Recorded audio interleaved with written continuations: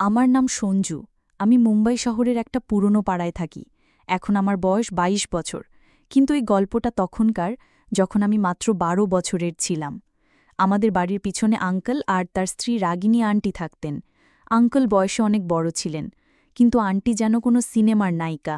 লম্বা ঘন চুল, বড় বড় কালো চোখ, গোলাপি ঠোঁট আর একদম ফর্সা। ছোটবেলা থেকে আমি তাকে দেখে আসছি, কিন্তু কখনো কথা বলার সাহস হয়নি। একদিন আন্টি খাটিয়ায় শুয়েছিলেন, তার ওড়না একটু নেমে গিয়েছিল আর চোখ বন্ধ ছিল। আমি শুধু তাকিয়েছিলাম।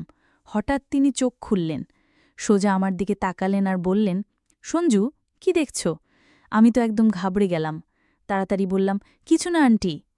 তারপর অন্যদিকে তাকানোর ভান করলাম, কিন্তু মন তো আর ঠিক থাকছে না। আন্টি হালকা হেসে বললেন, আচ্ছা। আমি মাথা নাড়লাম আর চুপচাপ ফিরে এলাম। কিছুক্ষণ পর আন্টি আমাদের বাড়িতে এলেন। মায়ের সঙ্গে হাসি মুখে গল্প করতে লাগলেন। আমার ভয় হচ্ছিল, কোথাও আন্টি মায়ের কাছে কিছু উল্টোপাল্টা বলে না দেন। আমি চুপি চুপি বেরিয়ে যাওয়ার চেষ্টা করলাম। তখনই পিছন থেকে ডাক, সঞ্জু। আমার তো পা কাঁপছে। ভয়ে ভয়ে ঘুরে বললাম, জি আন্টি। আন্টি আবার হালকা হেসে বললেন, বাজারে যাচ্ছ? আমার জন্য কিছু জিনিস নিয়ে এসো। মাও মাঝখান থেকে বলে উঠলেন, হ্যাঁ বাবা, নিয়ে এসো। আমার আর কোনো উপায় ছিল না। মাথা নাড়লাম। আন্টি একটা কাগজে লেখা লিস্ট আর টাকা দিলেন।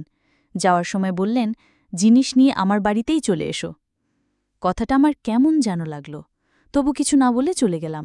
বাজার থেকে জিনিস কিনে ফিরলাম। মা বললেন, আন্টি তার বাড়ি চলে গেছে। ভাবলাম ঠিক আছে, দিয়েই আসি। তার বাড়ির দরজা হালকা খোলা ছিল। ভিতরে উকি দিয়ে ডাকলাম। আন্টির গলা ভেসে এলো, আয় ভিতরে আয় সঞ্জু। আমি গেলাম। তিনি আমার দিকে তাকিয়ে মুচকি হাসলেন। বললেন, বাহ, তুমি তো তাড়াতাড়ি চলে এলে। আমি জিনিস দিয়ে চলে যাচ্ছিলাম, তখনই তিনি ডাকলেন, সঞ্জু, একটা কথা জিজ্ঞেস করি? আমি বললাম, হ্যাঁ জিজ্ঞেস করুন।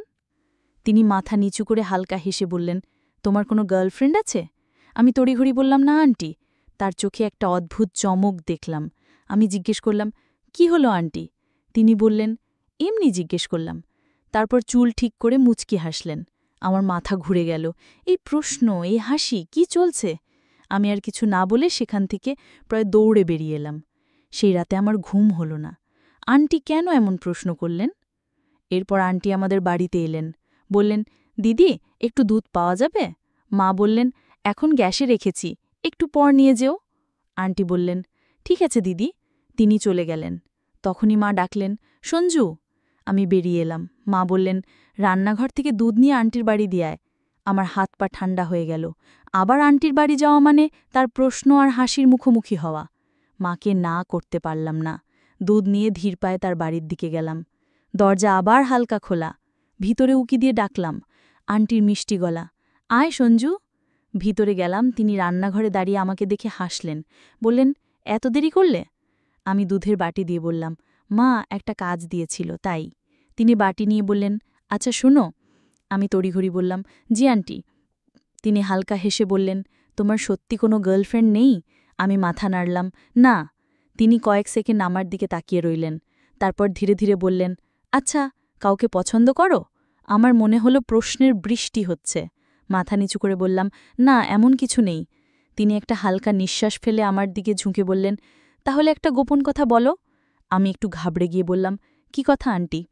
তিনি আমার চোখে চোখ রেখে ধীরে বললেন, যাকে পছন্দ করা হয় তাকে কখনো বলতে হয় না, সামনের মানুষ নিজেই বুঝে নেয়। আমার বুকটা ধাস করতে লাগল। এটা কি হচ্ছে? আন্টি দুধ গ্যাসে রেখে মুচকি হেসে বললেন, যাও মাকে বলে দিও, দুধ রেখে দিয়েছি। আমি কিছু না বলে তাড়াতাড়ি বেরিয়ে এলাম। সেই রাতেও ঘুম হল না। আন্টি কি মজা করছিলেন না অন্য কিছু? আমি এপাশ ওপাশ করছি, হঠাৎ ফোনে একটা মেসেজ এলো, অচেনা চেনা নম্বর। ঘুমিয়ে গেলে সঞ্জু? আমার গায়ে কাঁটা দিল। এত রাতে কে? কাঁপা হাতে লিখলাম, কে? কয়েক সেকেন্ড কোনো উত্তর নেই। তারপর আরেকটা মেসেজ, চিনে নাও। আমার মাথা ঘুরছে। কে হতে পারে? বন্ধুরা মজা করছে, কিন্তু এ নম্বর তো চেনা নাই। একটু ভেবে সাহস করে লিখলাম, আন্টি। মেসেজ টাইপ হচ্ছে দেখলাম। আমার বুকের ধড়কন বাড়ছে। তারপর মেসেজ এলো, হ্যাঁ, রাগ করলে না তো? আমার হাত পা অবশ হয়ে গেল। এটা কি হচ্ছে? আমি ধীরে লিখলাম, না, কিন্তু আমার নম্বর পেলেন কিভাবে? উত্তর এলো, তোমার মায়ের কাছ থেকে নিয়েছি। বলেছি কোনোদিন তোমাকে জিনিস আনতে বলতে পারি, তাই নম্বর লাগবে। আমার মাথায় ঝড় উঠল। মা না ভেবেই নম্বর দিয়ে দিয়েছেন, কিন্তু আন্টি এটা কিসের জন্য ব্যবহার করছেন? আমি দ্বিধায় পড়লাম। তখন আরেকটা মেসেজ, শোনো, কাল সন্ধ্যায় ছাদে এসো, কথা আছে। আমার হাত পা ঠান্ডা। কি কথা? উত্তর লিখতে যাচ্ছি, তখন আরেকটা মেসেজ, ভয় পেও না, কিছু ভুল বলবো না, শুধু কথা বলতে চাই। আমার সামনে দুটো পথ, হয় না বলে দিয়ে তো গিয়ে দেখি আন্টি কি চান। সাহস করে লিখলাম, ঠিক আছে। আন্টির শেষ মেসেজ, ভালো, তাহলে কাল দেখা হবে সঞ্জু। পরদিন সকালটা স্বাভাবিকভাবে কাটল, কিন্তু মনটা সারাদিন উসকুস করছে। সন্ধ্যার অপেক্ষা আর সঙ্গে একটা অদ্ভুত ভয়। সন্ধ্যার 7টার দিকে ছাদে গেলাম। হালকা ঠান্ডা হাওয়া বেচ্ছে। চারদিকে চোখ বুলিয়ে দেখি আন্টি ছাদের এক কোণে দাঁড়িয়ে। আমাদের বাড়ির ছাদটা স্পষ্ট দেখা যাচ্ছে। আমি ধীরে বললাম, আন্টি।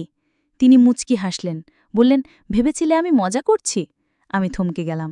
কি বলছেন তিনি? কয়েক পা এগিয়ে এলেন। তার চুল হাওয়ায় উঠছে, চোখে একটা অন্যরকম ঝিলিক। হঠাৎ বললেন, কাউকে কখনো ভালোবেসেছ? আমার বুক ধক করে উঠল। এই কেমন প্রশ্ন? আমি একটু হেসে বললাম, না। আমার ভিতরে ঝড় উঠল। আন্টি কি আমার জন্য কিছু ভাবছেন? আমি সাহস করে বললাম, আপনি এসব কেন জিজ্ঞাসা করছেন? তিনি একটু চুপ করে রইলেন, তারপর ধীরে বললেন, কখনো কখনো কারো সঙ্গে কথা বলতে ভালো লাগে। যদি সে তোমাকে বোঝে তাহলে আরও বেশি।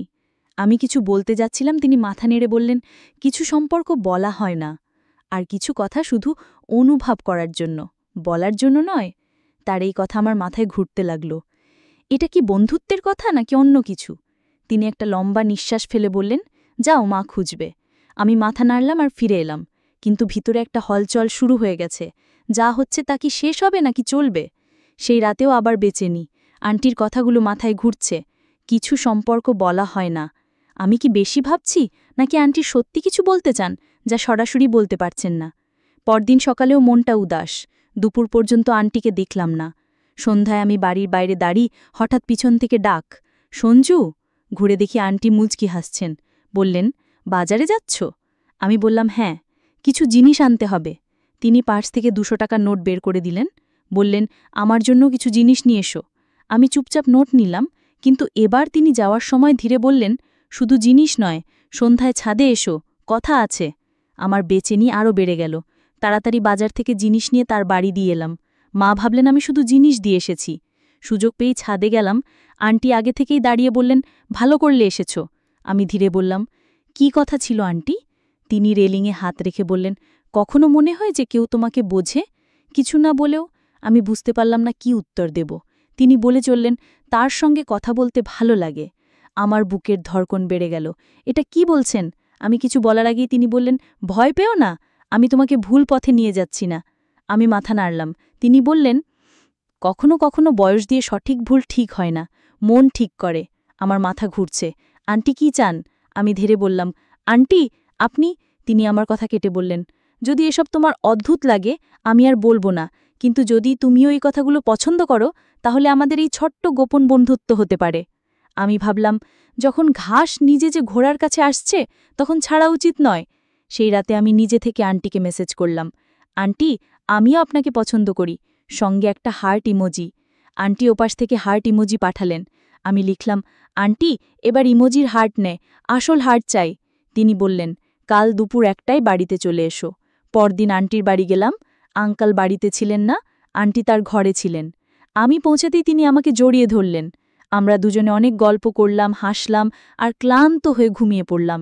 বিকেল 5টায় আমি বাড়ি ফিরলাম। তো বন্ধুরা, এটা ছিল আমাদের আজকের ছোট্ট গল্প। গল্পটা কেমন লাগলো কমেন্ট করে জানিও।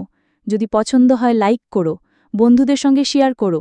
এরকম আরও মজার গল্পের জন্য আমাদের চ্যানেল সাবস্ক্রাইব করো আর বেল আইকনটা টিপতে ভুলো না, যাতে কোনো গল্প মিস না হয়। ধন্যবাদ।